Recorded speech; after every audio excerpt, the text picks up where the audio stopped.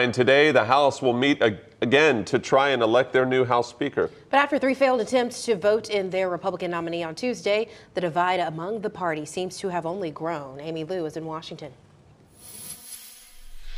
Well, Destiny and Patrick, without a leader, the House can't move forward with any kind of legislative business or investigations, creating a standstill for Republican promises in the new Congress.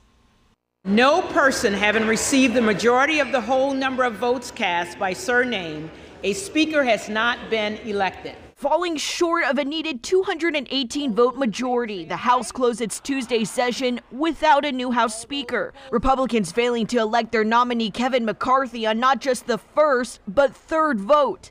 The fallout growing to at least 20 Republicans for McCarthy, who can only afford to lose up to 4. I don't really see the battle. We're not that far away. McCarthy determined to take the gavel and pull the party together as more than a dozen far-right Republicans refused to concede on their demands. He stood up and he shook our hands and he said, I can't do it, or I won't do it. And here we are. Stalling ready-to-go Republican-led legislation and proposed investigations into the Biden administration. We are squandering our political capital with the people who elected us, and I don't like that. McCarthy claims that former President Donald Trump supports his bid for the speakership, but in a phone call with NBC News, Trump said, quote, "We'll see what happens." Either way, this is the first time in exactly 100 years that a nominee has failed to secure the gavel on the first vote. In Washington, I'm Amy Lou, WYFF News 4. Well, tributes and prayers continue to pour in from across the country as Buffalo Bills player Damar Hamlin remains in critical condition. Hamlin collapsed on the field after a cardiac arrest during Monday night's game between the Buffalo Bills and the Cincinnati Bengals. Hamlin's charity, the Chasing M's Foundation, just broke $6 million this morning. Hamlin started his charity with a toy drive to support kids in his hometown who are impacted by the pandemic. The original goal was $2,500. Okay, in Cincinnati, fans wearing gear from several teams gathered outside the hospital where Hamlin is recovering. The group met to show support for the injured Bill and pray for his recovery. And in Western New York, Niagara Falls was illuminated in blue lights in solidarity with Hamlin. Other landmarks around the city of Buffalo were lit up in blue as well. Bills fans also held a vigil outside of Highmark Stadium in Orchard Park. Students and a bus driver had to be rescued after a flash flood in Kentucky. A swift water rescue team was called to the scene in Bourbon County after the driver called for help as they crossed over a flooded highway. A large vehicle was brought in to bring everyone to safety. This was one of at least 2 rescues reported in the county because of flash flooding. The high water prevented many school bus drivers from reporting to work, and the flooding canceled classes in nearby Scott County.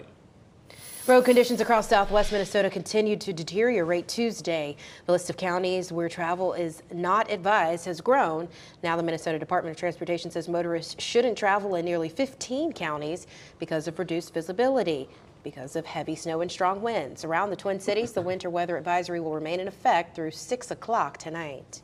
At 6:52, a new ruling from the FDA will allow pharmacies to offer abortion pills. GenBioPro, the manufacturer of the abortion pill known as mifepristone, is confirming the regulatory change yesterday, and the ruling permanently drops an in-person healthcare provider's requirement that was temporarily removed due to COVID. Mifepristone is in combination with a second drug, induces an abortion up to 10 weeks into a pregnancy.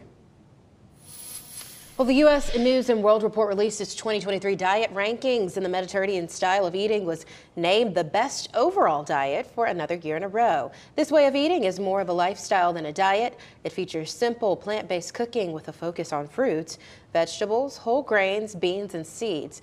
Mediterranean food uses mostly extra virgin olive oil instead of butter, and studies have shown this style can reduce the risk for diabetes, high cholesterol, dementia, depression, and breast cancer. Meanwhile, the worst diet went to the raw foods diet for its lack of nutritional completeness and difficulty to follow. Switching gears, happening next month at the Peace Center in downtown Greenville, comedian Leanne Morgan will perform 3 shows. Yeah, Morgan is from Tennessee. She's known for her authentic and relatable storytelling style. Take a listen.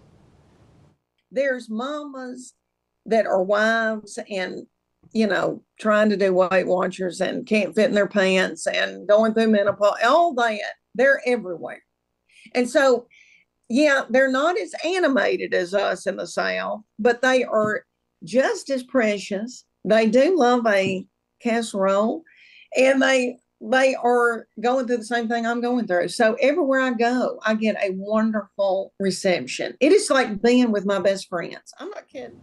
And then Morgan says she'll be bringing new stories about her family and being a mother, a grandmother, and wife to our audiences. I love her sense of humor and how she says casserole. Well, Leanne Morgan will perform at the Peace Center on Friday, February 24th, and Sunday, February 26th. You can head to the Peace Center's website for ticket information.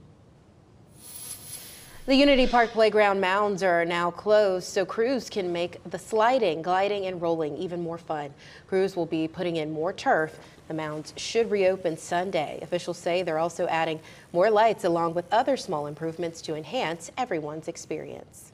And at 6:55, Today Show host Al Roker will be back on the air this Friday. The 68-year-old weatherman will reunite with his co-host after being off the air since mid-November because of blood clots in his legs and his lungs as well. Roker's health issues forced him to skip covering the annual Macy's Thanksgiving Day Parade and the lighting of the Rockefeller Center Christmas tree last month. Roker has been recovering at home since December 8th.